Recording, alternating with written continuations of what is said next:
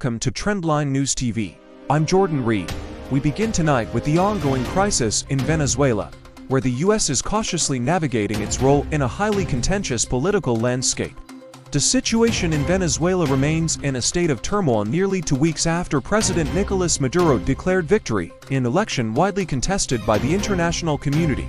The United States, along with several other countries, has pointed to what they describe as overwhelming evidence suggesting a decisive victory for opposition candidate Eduardo González. Despite this, the Biden administration has stopped short of officially recognizing González as the winner. Instead, the White House is advocating for a negotiated transition of power, urging both Maduro and the opposition to come to the table. This marks a significant shift from previous U.S. policy, which often led the charge in pressuring Maduro through sanctions and other measures. Now, the Biden administration is looking to key Latin American leaders, specifically the presidents of Colombia, Brazil, and Mexico, to take the lead in resolving this crisis. So far, the efforts of these three nations have yet to yield significant progress.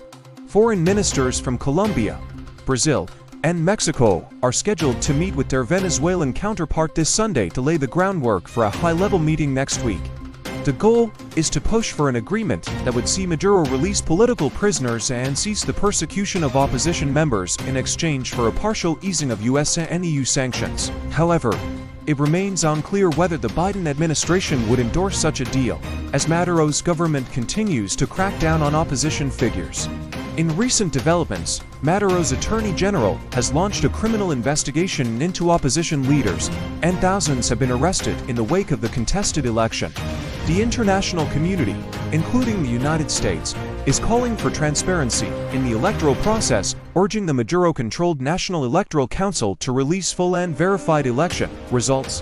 While some progress has been made in facilitating dialogue, there are concerns that Maduro has no intention of relinquishing power or sharing it with the opposition. As this situation develops, the Biden administration faces a complex dilemma: whether to allow Latin American countries to lead the efforts or to take a more active role if these initiatives falter.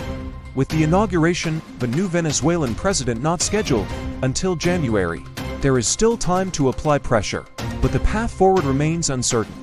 Critics, including some U.S. lawmakers, have expressed frustration with the administration's approach, arguing that it has emboldened Maduro's regime. Meanwhile, secret negotiations and the potential for new sanctions loom in the background as possible next steps. Trendline News will continue to monitor this story closely. For now, the world watches as Venezuela's future and the U.S. role in shaping it hangs in the balance.